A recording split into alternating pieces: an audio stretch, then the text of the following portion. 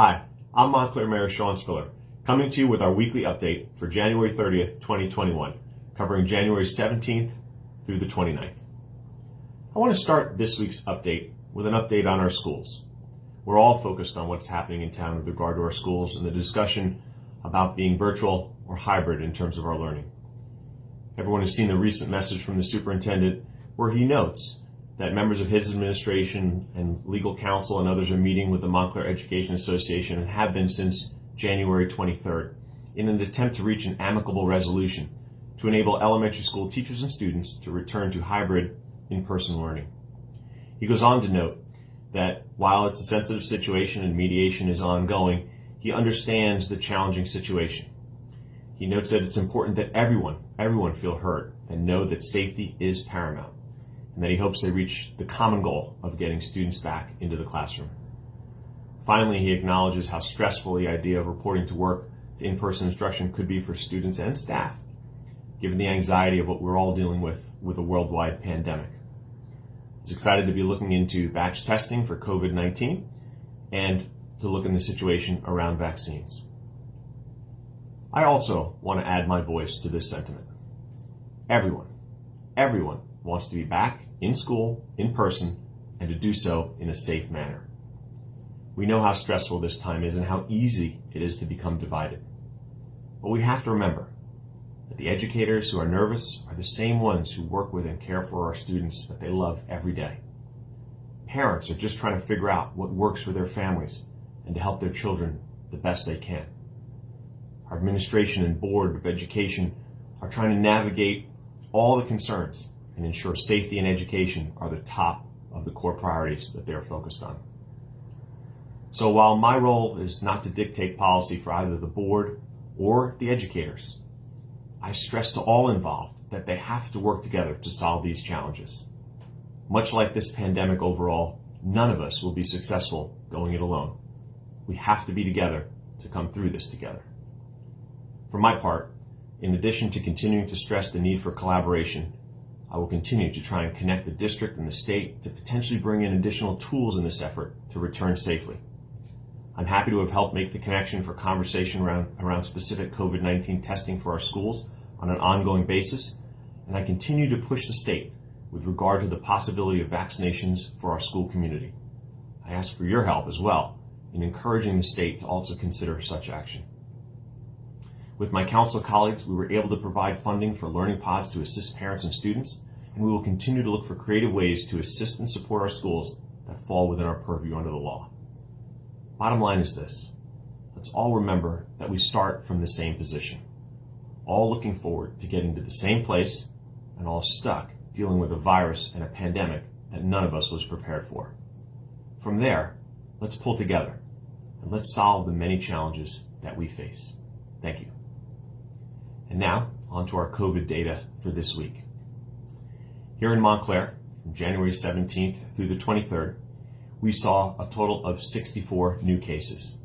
Of those 64, we do not know of any that required hospitalizations. Unfortunately, we saw one new death. Our active cases up to January 23rd are 187. Our testing locations are as follows.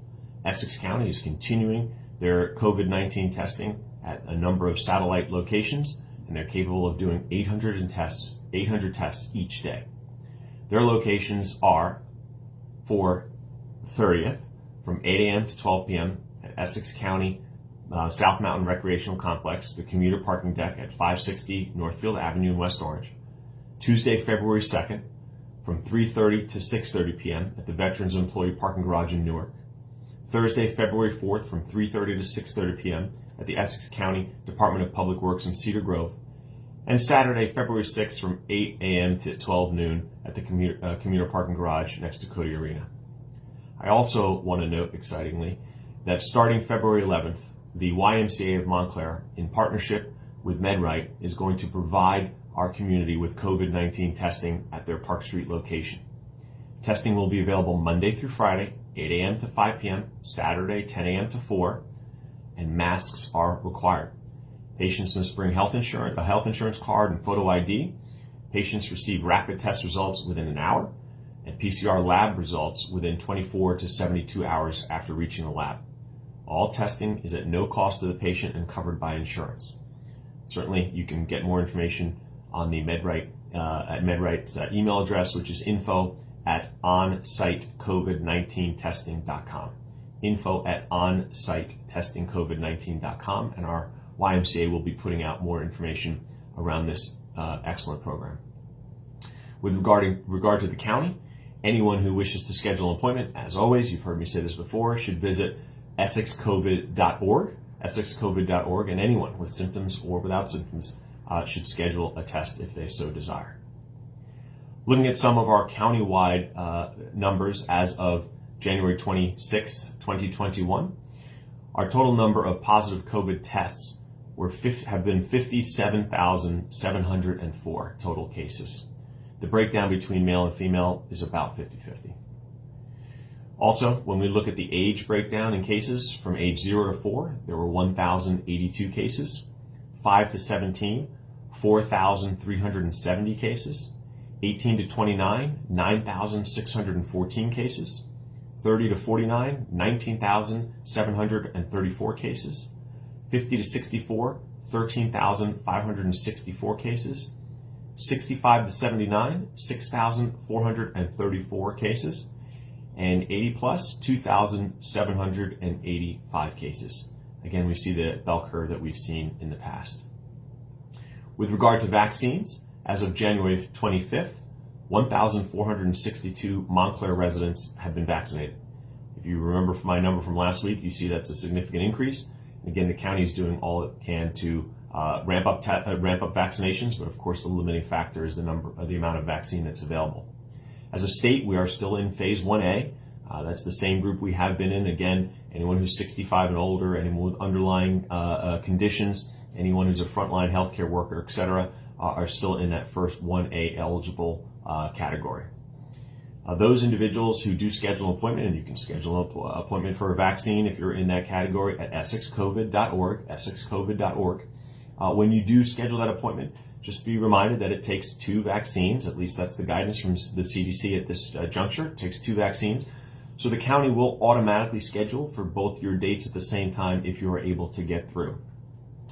That timing of the second dose is about, again, it varies by vaccination, but for Moderna it's 28 days, for Pfizer it's 21. The county is utilizing Moderna, so it will be 28 days after the first dose. That's the max time between the two. No one should do it any sooner, any tighter than that, but that's the suggested time frame and window for both vaccines. Whatever vaccine you get as your first dose, you do have to get that as your second as well. You can't mix the two that are available. We also know, of course, there's talk of Johnson & Johnson and their vaccine coming online. They're going to be going for emergency approval as well. And so we're all watching to see if that adds to the supply available to, again, increase the amount of vaccination appointments that are available here in the county and the number of Montclair residents that can therefore get the vaccine. For those looking for general information about the vaccines, there's a lot of information out there. You should absolutely know that they've been carefully evaluated, large clinical trials. There's constant monitoring and evaluations. There have been reported some side effects, minor pain, some swelling where the shots are administered, some flu-like symptoms at times. But again, when you compare that to the devastation of COVID-19, everyone is encouraged to get the vaccine. We know that the fear that's out there, certainly we also understand the fear that is oftentimes in our communities, Black and brown. It's important that everyone get this vaccine. If you didn't have a chance, I certainly encourage you to go to my Facebook page, Sean M. Spiller, and look at the wonderful interview I was able to do with Dr. Chris Purnell. She's just an amazing doctor with an amazing story, and she really talks about all the reasons why it's important for us all to be vaccinated. Explains a lot about the vaccine. She was a participant in the Moderna trials, so she shares some insights there. And certainly I encourage you to go back, take a look at that if you hadn't had the chance already. It's one of the continuing town halls that I've been doing in terms of, we had one with Mountainside Medical Doctors, just had one with Dr. Purnell. I'm going to keep making sure you've got the information on this, but the bottom line is get vaccinated. That's the key. The vaccination site for Essex County remains the Kmart in West Orange at 235 Prospect Avenue. Again, that'll be the location for the Moderna vaccine should you sign up through the county site. We know the state has some mega centers that they are doing vaccine. It's a separate sign up. When you sign up for one, it doesn't automatically sign you up for the other. So just be aware of that as well. I also wanted to spend a moment really just to give great praise to the COVID-19 task force. The task force also put together a town hall. It was on PPP, the Paycheck Protection Program for our small businesses, and really great job there by our co-chair, Shante Palmer and David Pasquarelli. I know David was able to moderate that town hall, did a wonderful job really bringing information in and from the state as well. So they're doing excellent work. But another example, and I wanted to give an update from the work that the nonprofit subcommittee of that task force has been working on. As we've all seen, especially this last week here, how cold it has gotten. A big kudos to Ed Remsen and Ann Mernon for really tackling the work and really bringing together that whole subcommittee and task force around the issue of making sure that our homeless have a place to go. As you might imagine, normally there are a lot of places that they are able to go, but because of COVID-19, it's different than any other year. So because of that, with locations that they are no longer able to go to, the task force was able to work collaboratively, across the nonprofit community and find a place, every place, whether it be Salvation Army, volunteering to open its centers, 9 o'clock to 1, Monday through Friday.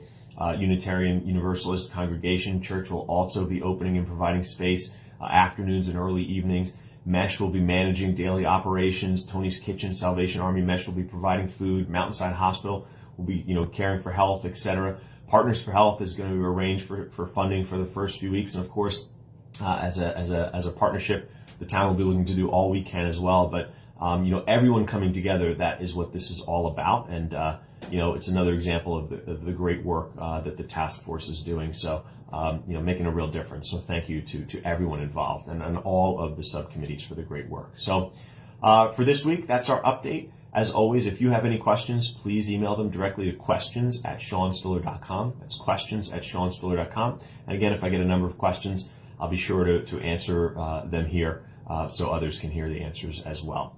Again, thank you so much. Stay safe, stay well, and I'll see you soon.